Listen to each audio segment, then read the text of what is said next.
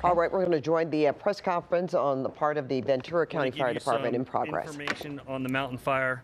We're going to go over some information specifically about damage inspection because that seems to be the topic of the day. We have 10 damage inspection teams out working today. They're being organized by our Sheriff's Department, by our Office of Emergency Services. Their process is to go through and identify all the houses and all the conditions that they may be in, that it could be undamaged, damaged, or destroyed.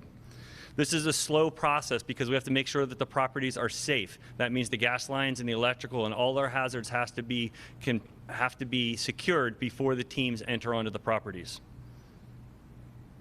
Currently, the teams have completed 298 inspections.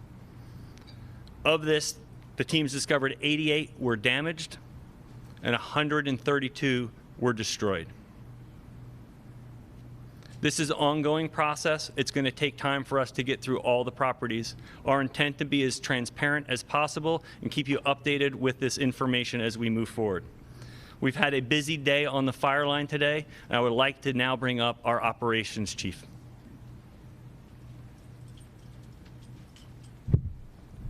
All right, good evening. My name is Nick Cleary. I'm Battalion Chief with Ventura County Fire, working as day operations on the mountain fire. So not having a map, I recommend that you guys go to any of the websites to look at the map. So as I'm talking and describing it stuff, you can kind of reference it back as I'm talking about it.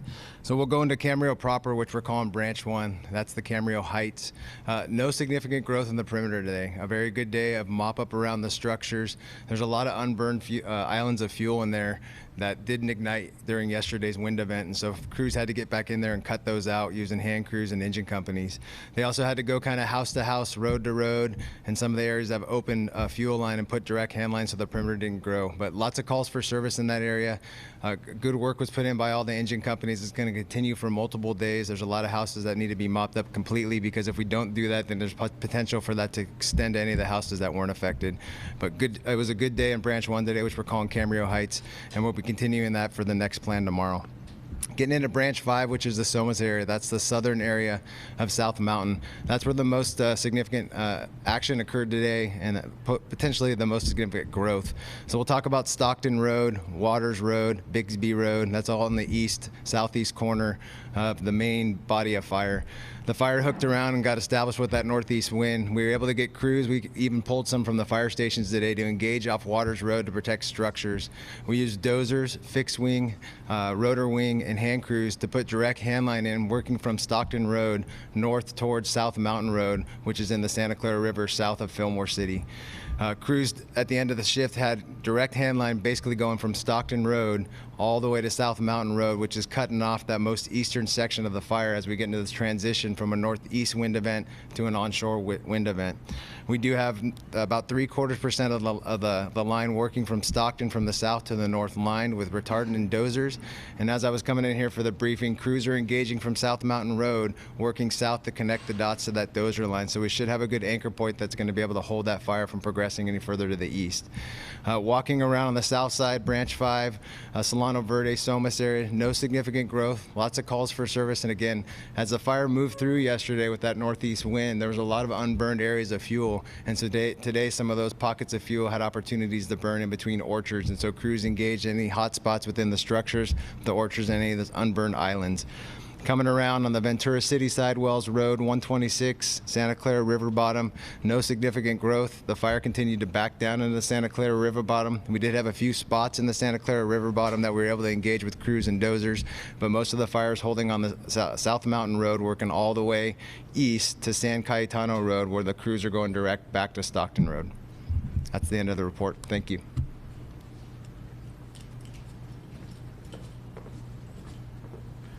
Good evening. My name is Dr. Ariel Cohen, and I'm the meteorologist in charge of the National Weather Service in Los Angeles, Oxnard.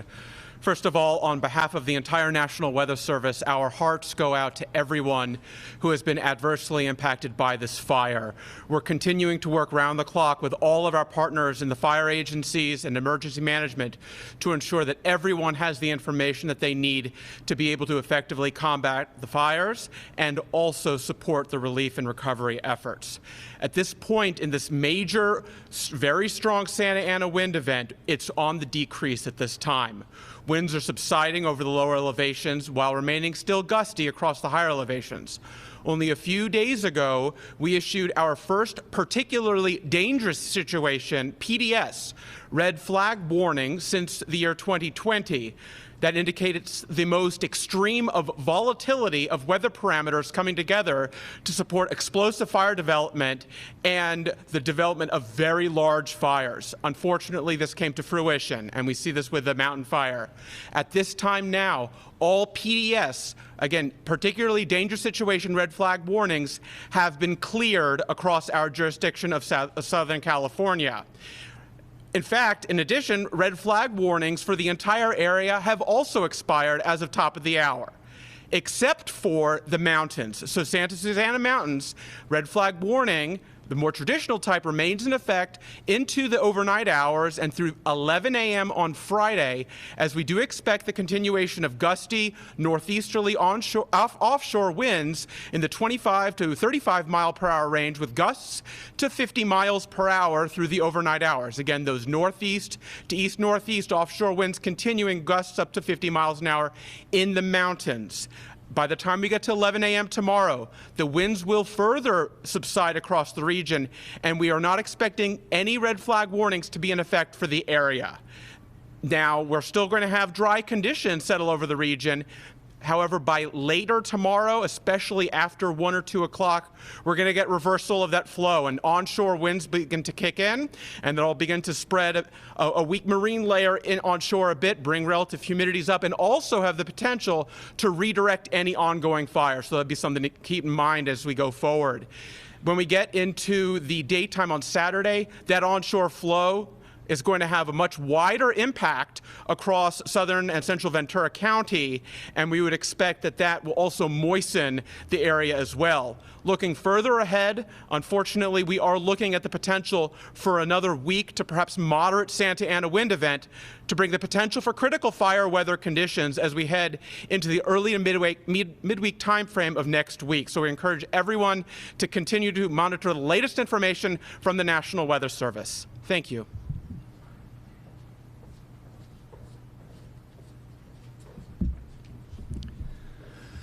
Ventura County Sheriff Jim Freihoff. Good evening, everyone, and thank you for being here. I want to start my remarks by addressing the fact that today is the 6-year anniversary of the borderline shooting that we had in Thousand Oaks here in Ventura County. Same as the 6-year anniversary of the Woolsey and Hill fires that had much devastation for our area. I want to take a moment to honor and remember the lives lost, specifically Sergeant Ron Heelis and all the other families that were victimized that evening.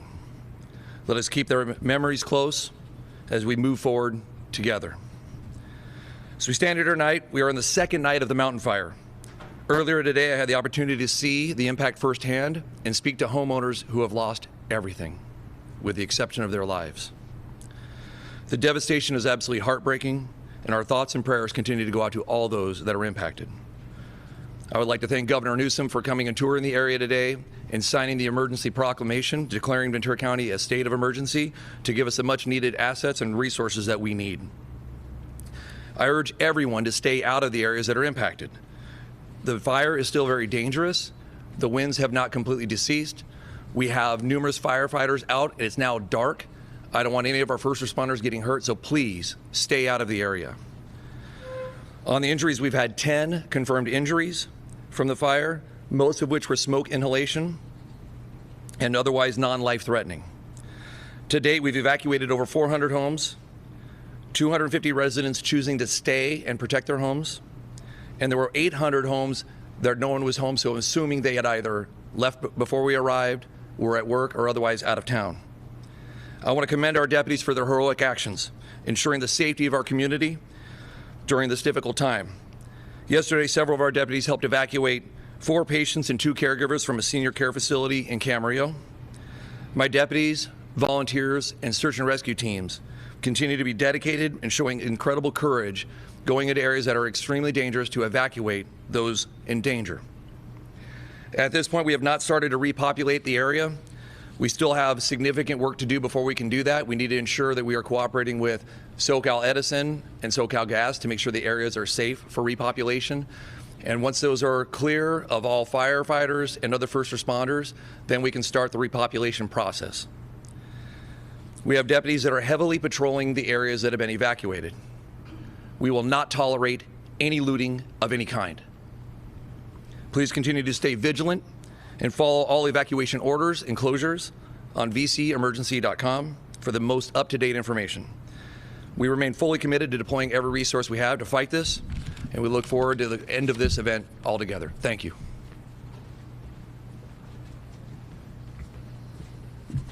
Good evening. My name is Tony Achapenti, Battalion Chief with the Ventura County Fire Department and one of the Unified Incident Commanders with the Mountain Incident. In addition, we're in Unified Command with CAL FIRE Incident Management Team 5 in the Ventura County Sheriff's Office.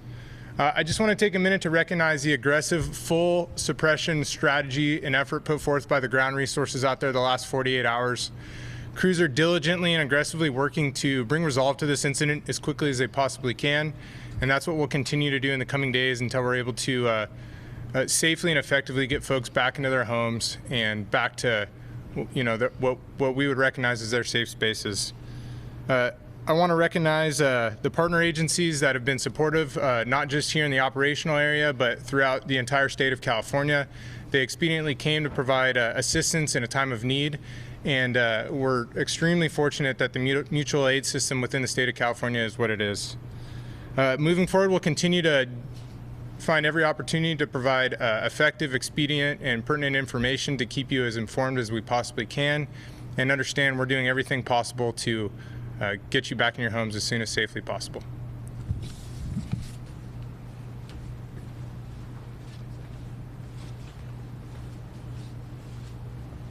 Okay, good evening, everybody. Dustin Gardner, County Fire Chief.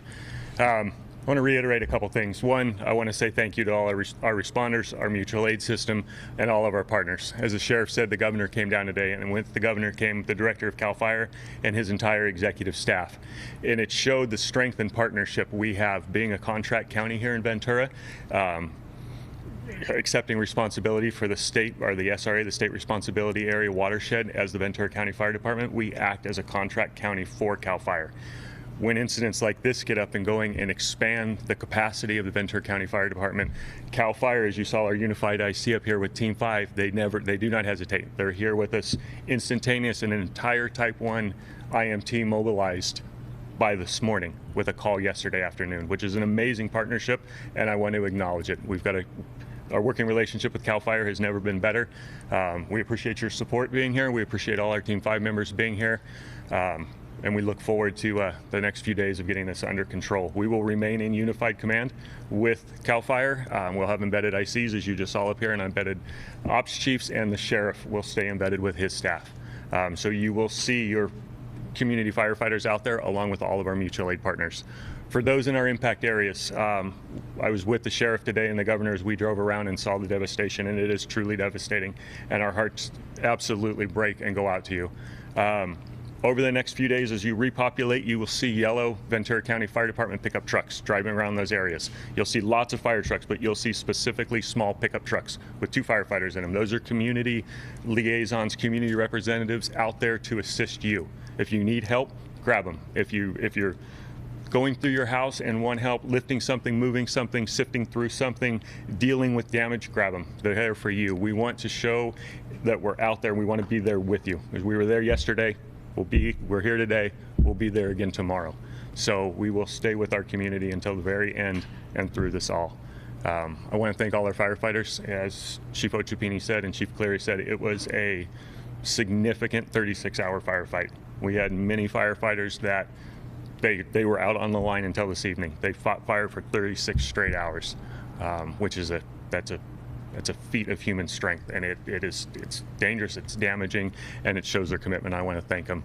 Tonight, you'll hear and you'll see, much like last night, we're going to fly all of our heavy helicopters again tonight. That's a very unique opportunity we have here in Ventura County. We partner with Southern California Edison, Los Angeles County, Orange County, and myself on a QRF called a Quick Reaction Force Helicopter Force, and they fly at night, and they drop retardant in unison 3,000 gallons at a piece, along with our Firehawk helicopters. So while the wind dies down, we'll take full advantage of the weather, we'll take full advantage of the lower temperatures, and we'll continue to put as much fire as we can out. And with that, I will end my part and we'll start taking questions, Andy.